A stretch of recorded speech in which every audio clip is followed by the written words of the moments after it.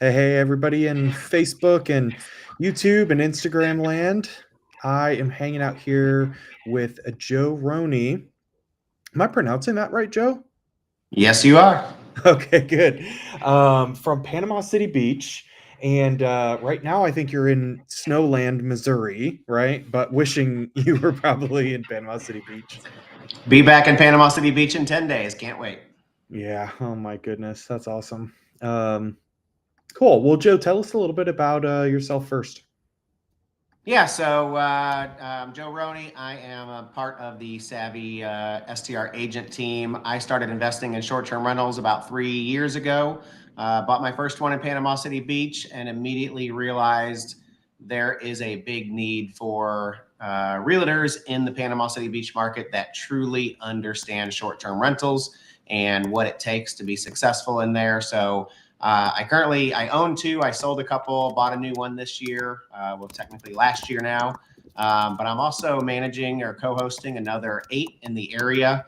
And I do still permanently live in St. Louis, although I visited to Panama City Beach 17 times last year, and I'm pretty sure that's going to be 25 or 30 this year, the way it's already going right out of the gate. And eventually we'll maybe be a permanent resident there. But until then, I'm going to keep going back and forth. I think right now you're just basically waiting for your daughter, I think, to graduate high school, right? Yep, she's got to graduate high school. We got a few things that have to happen, and we may end up still being split time between Missouri and Florida, forever because we have family and friends here that I wouldn't want to leave forever, but definitely going to have more of a permanent home in Florida down the road. It's not a bad place to call home, I don't think, right? Like that's a pretty good place to call home. No, no, not too bad. I was doing some Instagram content, TikTok content outside in the snow today, and definitely wishing it was the beach behind me. I So. bet. Yeah, I bet. I know every time I come to the beach, I'm in St. Thomas right now in the Virgin Islands, and every time I come to the beach, I'm like, why don't I live here? Like it's just amazing. Yes. And this time of year, I walk outside and I tell my wife all the time, why do I live in a place where the wind hurts my face? Yeah, exactly. Tell us a little bit about what Panama City Beach is like. I've been there one time. It kind of went between Destin and Panama City Beach. Lots, millions, tens of millions of people go there every year. Tell us a little bit about that area. Yeah, Panama City Beach is a very, very, high area that people go to for vacation. If you think back to the 90s, it was the spring break capital of the world, and everybody knew about Spinnakers and Club Laveau, and it was a big, big area for, MTV Spring Break was there. But over the last 10 years, that has really shifted and changed, and it has become really a very family oriented vacation. And the reason why I like Panama City Beach over other areas in the Emerald Coast is there is just endless things to do. We have, aquarium, we have a water park, we have an outlet mall. We have just tons of other amenities like Ripley's, believe it or not, Wonderworks, so many restaurants. And then most recently, and why I really love the market right now, because we're going to continue to see the amount of people go to Panama City Beach increase. We're getting a Dolly Parton's dinner theater, which is huge. It's already under roof and it's going to be opening sometime this spring or summer. We're getting a Top Golf, which is already under construction. And we're also getting where Spinnakers used to be. Tootsie's Orchid Bar, Country Western Bar, is building a Country Western Bar on the beach, which I believe Kid Rock has some ownership of. And that is on the East End, which is really exciting. That's amazing. That's really cool. What is 2024 post COVID, what do things look like? Everybody thought 2024 we were going to see, declines and people going to the beach were going to decrease, but we were actually had a record year last year. We actually did more revenue in 2024 than we did in 2023 and in 2022. So, everybody had the big COVID craze and that's where the biggest revenue was. We're actually up 14% in the market in revenue in 2024, which is unheard of in the short-term rental market when you're at the beach. Wow. That's incredible. What area in terms of that whole like Destin, Panama City Beach? What's your favorite? I personally like Panama City Beach for the reasons that I listed above. Destin is a beautiful area. It's definitely a great area to invest. There's not as many condos in Destin, not as many overall rentals. The prices are a little bit higher overall in Destin, but there are definitely some good deals to be had. Pensacola is another area just a little bit further down the Emerald Coast that is beautiful and amazing. Everybody wants to invest in 30A. Which is the high end, very luxury. It's more of a lifestyle investment, not necessarily a cash flowing investment in 30A. And then I can't forget the Forgotten Coast. On the east side of Panama City Beach, we have Mexico Beach, Port St. Joe, all the way down to St. George Island. Which, if you want to have a vacation rental in a non-commercialized area, to be at the beach. My wife and I visited Mexico Beach last time we were down there a couple weeks ago, setting up a new STR. And there's not a lot of restaurants or grocery stores. There's a lot of food trucks, and it's Yeah. just a really nice small beach town that you can, have some fun, enjoy the little bit of that is there, and get away from the hustle and bustle. Yeah, I kind of saw that too. I really like that area over there. It seems to me like you've kind of got everything in that area. You can get away from the crowds and the kind of like touristy, or if that's your thing, and going shopping and getting into all the touristy stuff and going to the dinner shows and stuff, you have that too. So I kind of like that about that area is you've got a little bit of everything in that whole mix there. What does the data look like this year? What's the difference? We haven't seen a big increase in the amount of short-term rentals. In some areas, we're seeing a little bit of a decrease, over last year. But going from all the way back to 2020 through 2024, a lot of people will say, "Well, it's really saturated." We're only, in the last 5 years, we've only increased a couple thousand total rentals. We have a little over 20,000 vacation rentals in all of Panama City Beach. Hmm. But the interesting thing is over 10,000 of those are condos. And then another 5,000 of that is technically hotel rooms, which goes into the short-term rental, data when it comes to renting nightly rates. So you're talking, three-quarters of the rentals that are there are going to be in the condos and in the hotel aspect. Hmm. That's incredible. Yeah. Okay, cool. I want to share my screen. And last time I did this, it totally screwed up the live video. So just bear with me all. But I do have a new laptop this time and literally bought this laptop because of that. So let's see. All right. So hopefully I can get this sharing. And then I just want to make sure that y'all can actually see this. Okay. So it looks like y'all can see this. Here we go. That might be a little bit better. Let me get rid of some of this stuff over here. If y'all have any questions or anything like that you want to throw in the comments, please do. There we go. Okay, cool. So one thing that I find interesting on AirDNA is that Panama City Beach, and I'm not sure if y'all can see this. I just put it in the middle here. All like the area that AirDNA does is actually all of Panama City, which I think are really two different areas because you've got Panama City Beach and then you've got the city itself, which really are going to be two different things. So I actually filtered this down a little bit to a custom region, only including Panama City Beach and all of the associated listings there and down to single family residences, which is really primarily what we're talking about. People should be buying, right, Joe? I mean, you think that's so much better than a condo? I do. I mean, don't get me wrong. I love condos. Condos are great. The COA dues and the HOA dues and the special assessments that are happening, it makes it really hard. So if your goal is to find a cash flowing property, the single family home is the better route to go. And as I told you a minute ago, there's 20,000 vacation rentals in Panama City Beach. When you get down to just single family homes, on the tax records, they show 2,000 total. That doesn't mean there's 2,000 active, but tax records show there's 2,000 total short-term rentals, which is 10% of the entire short-term rental industry, which is a great niche to be in. Yeah. Um, these numbers, when I was looking at them, kind of blew me away. Plus 15% annual revenue, plus 3% occupancy rate, plus 10% average daily rate, and plus 14% revenue per available rental. Is this what you're seeing with your portfolio too? We were. My portfolio was about 14 to 15% up across the board. Some were up as much as 30%, and some were a little bit more flat because we just had really great years in 24 and we or in 23, and we just continued that. But we definitely are seeing that across the board, especially in the portfolio that I've been managing.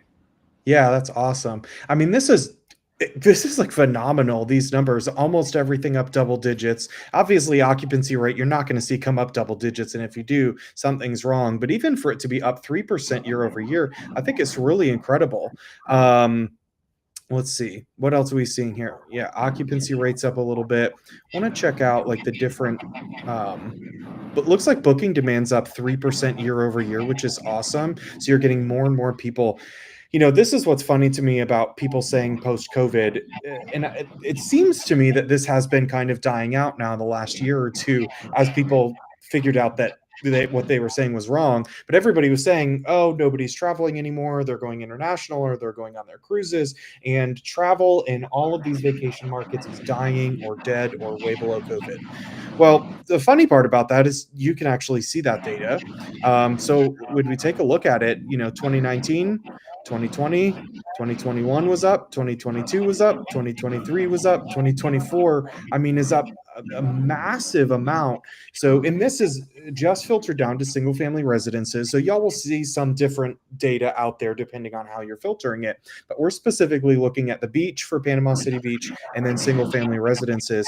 And about 70,000 days booked last July and almost 80,000 days booked this July. It's a huge difference. But if you look, only 3,200 listings were actually booked last July, and then it's only 3,600 this year. So it's not a huge increase in the number of listings as well. And you can see this pre-COVID data only with the advanced version of AirDNA, which of course we've got every savvy STR agent has got access to this kind of data. If this is what you want to see for any area or any market that you're looking at. What do you think about all this, Joe? I mean, it's exactly what I'm seeing, and I saw a question from Tom about design, and I was going to say, the homes that are definitely doing well are the homes over the last 2 years that have updated their design, and they've decided they didn't want to just fit in, they wanted to stand out, and that's kind of my motto going into 2025 is you can't fit in, you got to stand out. And the investors that I'm working with and helping are going to stand out, and they're going to continue to crush it because of that. Yeah. Well, and that's really every market, right? You've got to have great design and amenities. That's going to be everywhere.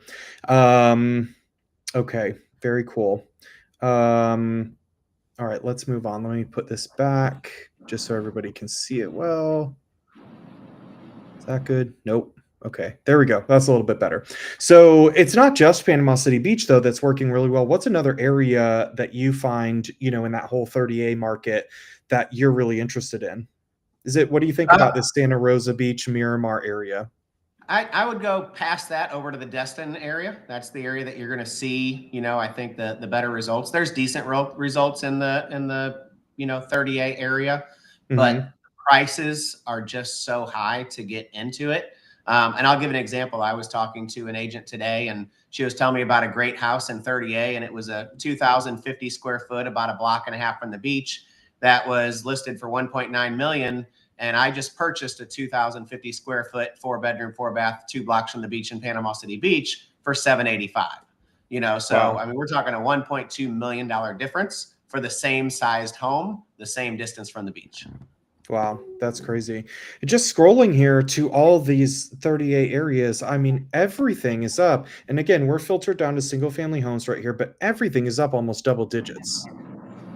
You're not seeing many markets out there like this anymore, where everything in the whole market is up double digits. Even this Pensacola, Navarre area, Pensacola Beach area is up. Everything's up double digits. Even occupancy rate in all of these markets for single family homes are up.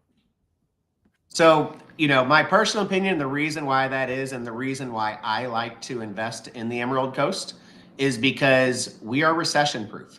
So, 2024, a lot of people thought, with it being an election year, people are going to spend less money, inflation, the whole works. So when people go on vacation, they're going to drive instead of fly. And we have hundreds of cities, thousands of cities that are a 5 to 7 hour drive. So we get over 60 to 70% of our vacation rental, people that are coming into PCB or into the Emerald Coast are driving. They're Midwesterners, they're South Midwesterners. They're driving down to vacation. And instead of staying 7 nights, we're seeing they're staying 4 nights, so people, even during a downtime, are going to continue to vacation. They just may not vacation as much in luxury or for as many days at a time. Yeah.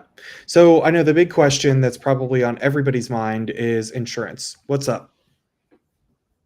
So there's actually some good news in insurance. So we've had a couple of new providers that have entered the Florida market recently. The homes that are built older than 1990, the 1970s, 1980 homes, I'll be honest, their insurance is through the roof. It's, you're spending 10, 12, 15, maybe $20,000 on insurance. But my brand new STR, I'm less than $4,000 on full STR coverage insurance, including flood. And I'm only 2 blocks from the beach. So the newer the house, the better. But anything 1995, 2000 and newer is going to be reasonable. It's not completely outrageous to, you can definitely find very affordable insurance in Florida compared to a couple of years ago. So I'm not saying the rates have dropped a ton. And it does make a difference on the how new your home is, but the newer providers coming in are definitely making the rates a little bit more competitive. Yeah, that's awesome. What else do people need to know? Obviously besides insurance, proximity to the beach is a big thing. There's a lot of investors that call me and they'll send me a couple properties that are, over by, across from 98 or, not, you don't necessarily have to be on Front Beach Road, but they're past Middle Beach Road. They're, people are having to walk across multiple busy roads to get to the beach. So that proximity, that tier 1 to tier 3 is really where you want to be. You definitely don't want to get too far away. You want someone to be able to grab a wagon and walk to the beach in 5 minutes. Those are the homes that are the most successful. That being said, there are some homes that are, 1 to 2 miles from the beach, especially over in the Bay Point area, that they just have amazing amenities. And, because they're not on the beach, so they have a little bit more land, a little bit more, for instance, there's a house on Bay Point right now. I think it was 1.25 million, and it had a pickleball court and an in-ground pool, and it was a 6-bed and it was a 4-bath. And, it was a good buy, even being a couple miles from the beach, because it had lots of those extra amenities that you can't have when you're on the beach. Mm-hmm. Got it. That totally makes sense. And so I know we kind of looked a lot at single family residences. Are there still good condo deals out there if you wanted something a little bit more turnkey, a little bit maybe more affordable? There are a few condo deals, a few complexes that have updated some things. I kind of like the Lake Town Wharf complex is one of them. It's a big complex. It's across the street from the beach, but you can get in there for under $400,000, and the COA dues are not completely astronomical. There's a few other complexes as well that are, you might be able to get in there if you're self-managing and definitely break even, maybe make a little bit of a cash flow. We're just not going to see 20% ROI on a condo. But the great thing is you're on the beach, and when you open up that balcony window, you're looking out at the Gulf, which is pretty awesome. Yeah, that is cool. So maybe something for a little bit more of a lifestyle asset, but that pays for itself. Yep. What's the appreciation in the area look like? It's pretty flat to last year. We're not seeing a ton, but the one thing that I like about Panama City Beach, because we have so much new development, I think we have a lot of room for appreciation over the next 3 to 5 years, with things like Dolly's, Pirate Theater coming in and the Top Golf and, St. Joe, which is the largest developer in all of Florida.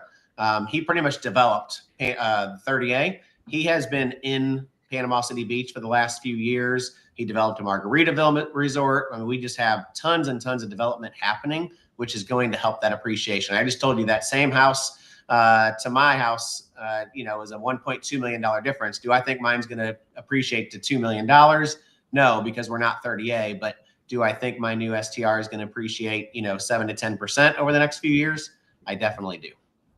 Yeah, yeah, that makes sense. Y'all, if you have any questions, please feel free to throw them in the comments. It looks like Christine's got a question here, and I'm sorry, Joe, the way the video is, this goes right over your face. Here, let me try to put you in here. Nope, this is not working now. It's just all me. All right, well.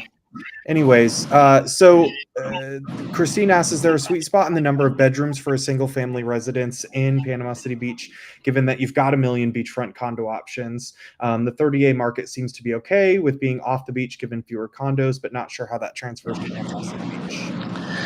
Actually, I find the sweet spot is that tier 1 to tier 3, 1 to 3 blocks from the beach. And you got to have good amenities. I had a 2-bedroom, 2-bath, 2 blocks from the beach. We put a tiki bar in it. We had a fire pit, and we did $65,000 in gross revenue on a $400K purchase price. There weren't a lot of 2 bedrooms doing 65K, but we didn't have any views. We didn't have anything like that, but we made the backyard stand out, and we did some great revenue. But as far as the sweet spot, that 4 to 5 bedroom is a sweet spot. And I really think that is going forward, we're going to start to see even more multifamily vacations. If there is any kind of economical downturn, people are going to share a house. And when you get to that 4-bedroom or more, you can have 2, sometimes even 3 families share. Our newest property has 3 king suite bedrooms and then a bunk room. And another area that there's a little sleeping area. So having that multi-family house definitely makes a big difference. And another thing I'll say is, I thought a couple of years ago, people in the winter months, they're going to book the condo over the house off the beach because they can have the view, because you're not going in the water in the winter, but you can have the view. During the holidays, I have lots of friends that had empty condos, and every one of my 4 to 5 bedroom homes were completely full. And we had over 50% occupancy in December. And I have 3 of them full this weekend, where a lot of condos are empty, and we don't have views. We're still 2 to 3 blocks from the beach. I am telling you, I fully believe that that's true, because when I used to own a property on Lake Lure in North Carolina, and we managed a bunch of properties in Lake Lure at the same time, we would have people at the off the lake properties more than the on the lake properties. And it didn't make sense to me, because I'm thinking like, well, I know you can't go in, but our prices are pretty comparable. So why are they staying off the lake versus on the lake? At least you get the view. And I think literally psychologically, people do not want to see the water if they can't go get in it. I couldn't pinpoint any other reason why that might be the case. So, yeah, I mean, I totally believe that's true. Yeah. Um, Let's see if there's any other questions here. yeah, we had another question. What was the average on bedrooms? So, what do you think about that? And then I'm throwing AirDNA back up here too. So, I mean, there's going to be significantly more listings in the 2 and 3 bedroom. I would probably say, I don't have the stats, but well, they're right there. So 1 bedroom, 2 bedroom, you can see 3 bedroom, and then when you get to that 4 and 5 bedroom, that slice of pie gets a lot smaller. So that's another reason why that 4 to 5 bedroom makes a big difference in your revenue numbers, because you're competing against a lot less other rentals. Yeah. And so what's that say? 38% 2-bedroom, 30%. So, we're less than 10%, right at 10% that are 4+ bedroom of all the short-term rentals. So that's the place that you want to be. Yeah, 100%. I mean, the 2 and even the 1 and 2 bedroom is 68%, but even then you get to 3 bedroom and you're at 90% of all the properties in the area. Do 6+ bedrooms in the market work? They do. Obviously, a lot of the 6+ bedrooms are going to be large beachfront homes that are doing $250,000 to $350,000 a year. There's not a lot of 6-bedroom homes that are on tier 1 or tier 2, but there's a lot of 4 and 5-bedroom homes that are tier 1, tier 2. Yeah. And that's really, really the niche. There's a property right now that's a 4-bedroom, 3 full, 2 half bath. That I actually ran a B&B calc for an investor today. That's looks like at about an 18 to 19% ROI at the current purchase price before we even do some negotiation. So there are some great deals in those 4-bedroom plus. Yeah, and if you look at 6+ bedrooms, the numbers are literally astronomical. Multi double digits up everything, obviously, except for occupancy rate. Everything is up more than 20% year over year for those 6+ bedroom homes. So, are those possible to actually get? So there are some. They're definitely going to be in the 2+ million range. So the numbers can work on a few of them. They're a little bit high priced on a few others. So there's definitely opportunity there. That says the annual average revenue is 230. But I was running comps for a property today. There's 6+ bedroom homes doing $350,000 to $400,000. Yeah. So it's not stopping at 230. That's just going to be the averages. Yeah, I fully believe that that's probably true. It's just interesting to see how much they're up year over year. So you look at 4 to 5 bedrooms, and they're definitely up year over year as well, but just not quite as much. But yeah, they're definitely up year over year, at least for this specific Panama City Beach region right here. Um, yeah, And that's that absolutely awesome. it really goes back to what I just said. More people are vacationing in multifamily vacations. Mhm. I have a broker that I work for in St. Louis, and she plans a vacation to the Destin or PCB market every year, and they do 10 families in one Airbnb. And they get like a 16-bedroom home, and Yeah. they've done it every year for the last 3 years. But it comes out to be like 1,200 to 1,500 bucks a family for a 7-night vacation, because they're all chipping in for this $20,000 or $30,000 property.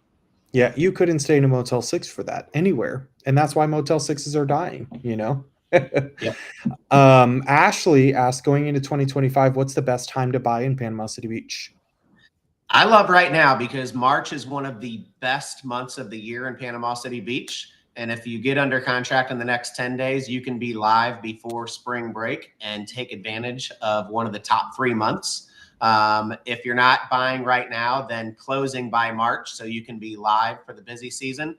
Because the summer booking season, everyone says that the summer booking season begins right after Christmas, but I took over a property last year and we didn't go live until April 1st. And we booked out the summer, and we ended up the summer with almost a 20% increase. So, you don't have to be live today, but you Yeah, definitely don't want to wait until after summer. You want to get in there to get your busy season, to get all those reviews and get that property going during the yeah, busy season, so you can have a good off season. And yeah, and that's one of the things that we don't talk about enough is the shoulder season at the beach. Everybody's going to do great in the busy season. The yeah, shoulder season is where you're going to make your money at the beach. And when you're in an area in January, and our occupancy in January is only about 24%, how do you become the best property of that 24%? And that goes back to what we talked about, is design and amenities and everything else, and making sure your pricing is right. You can be successful all year round if you truly market your property. yeah, yeah, exactly. Um, it's interesting, especially talking about launching. Like, I've heard two different sides of that argument. Do you want to be launched now so that you're going for summer bookings? But I had a business partner, in my past that, he would actually block the best dates until just a couple weeks before them, because then at that point he was saying people are paying the highest rates because everything else is all booked up. So it's interesting, and I would love to hear everybody's theories on whether they fall on one side of that argument or the other in the comments. It definitely goes both ways. I like the idea of being the last one booked in the busy season and the first one to be booked in the off season. I think that's the strategy that I go after for my properties, and so far it's been very successful. I do think I'll give a quick little tidbit. I kept my prices on my 2-bedroom really high last year, and on March 28th, I literally had one booking for the entire month of June. I had 27 days open. By June 5th, so from March 28th, or I'm sorry, May 28th to June 5th, so we're talking about a 4-day period, I had the entire calendar booked at a 23% increase over last year, and we booked all but 2 days. So we were Wow. the last one to book for the entire month of June, and we got premium rates. That's amazing. That's so cool. Well, thank you very much, Matt Codd, for saying that. It's his. He said it's his two favorite dudes here. Another quick last question here, and y'all will be here for another minute or two, but I've got a meeting here in just a little bit. So please, if you have any other last minute questions, go ahead and throw them in the chat. Tom asks, can you help with ensuring a property's in an STR legal location? So I'll do a high level. Tom, we're having our owners meetup, virtual meetup on Tuesday night at 7 p.m. So shoot me a DM if there's anybody out there that owns in PCB and wants to join that meetup. But, the short-term rental is very, very, it's very short-term rental friendly in all Panama City Beach and the county. There are different regulations between the county and the city, but the rules are pretty much the same. So, it's 150 square foot per person for your property on what you can have. There's, inspections by the fire department, whether it be county or city, doesn't matter. They're both going to come in and do an inspection to make sure that you are legal and ready to go. There are a few small areas that are not short-term rental friendly, that are specifically designed for people who live there. But it's very, very, very, very small. I will say it's important to work with a savvy agent like me or an STR agent that understands the area, because, I get people all the time. They'll send me a Zillow listing and say, hey, this is a great deal, I want to buy it. And I'm like, yeah, it's in one of those small little areas that's not short-term rental friendly. And that's why the price is 30% less. So, so there is a permitting process, but it's not like you got to go to the board to see if you're going to get a permit. You got to apply for the permit just so they can inspect to make sure it's safe. And that's really what the permitting process is all about. It's all about safety. Cool. Christine has a last minute question here. How do you find your sweet spot between occupancy and higher prices? And I'll do a little bit of a plug here. I think it's really important. And even as an expert myself in pricing properties and owning Airbnbs, we bought over $2 million in Airbnbs in the last 30 days alone, which blows my mind and is totally crazy, but it's true. Hire a revenue management company. I firmly believe in it. All of my properties are with a revenue management company. And if you need a good referral, just ask your savvy STR agent. Yep. Joe? Yep. And I'll go a little bit above that and just say a lot of what Tyler just said is true. When you're looking at your occupancy for the year, you don't want to look at it, what am I going to do for the year? You really need to analyze it by the month. So if you are doing your own revenue management, you need to look at those AirDNA tools, look at your Price Labs tools or whatever it may be, and look at, okay, what is the average for the month for this bedroom count? What is my competitors doing? What is the occupancy in the market, and how are you going to beat that? So you can't just look at it as a whole and say, this is my base price and I'm going to keep it there. In my Price Labs, I have 11 different seasons set up for my properties. So there's major adjustments. My property that gets $1,800 a night in July is renting at $225 a night right now. Yeah. It really does require big swings like that. So I would say, look at your occupancy for the area. If you're pricing things the right way and you've designed it right with the right amenities, your occupancy should be a little bit higher than the market average. I think the market average for Asheville is somewhere around 60%, and my property hovers around 70% occupancy, but that's because we've totally value stacked amenities and design throughout the whole property. And people are always trying to ask and figure out, what's the best ROI of one amenity or one design or the other? And you can't assign an exact value. Maybe someday you'll be able to. But I think at the end of the day, my whole thing is just go in and do everything you possibly can, right? And then if you find that it's going to require more over time, then go in and put that in. These are long-term investments. These shouldn't be short-term stock trades, right? For me, we're building a portfolio that's going to build a passive income for retirement. And obviously, short-term rentals aren't totally passive, but certainly more than my active income or active job of doing live Facebook videos. As much as I love them with everybody here, but that's the goal. And so we want to hold these things long term, and I want to hold them for the next 30 years, right? Potentially trading here and there, but by far and large, looking at it as a long-term hold. What about you, Joe? Is that kind of the same philosophy you've got?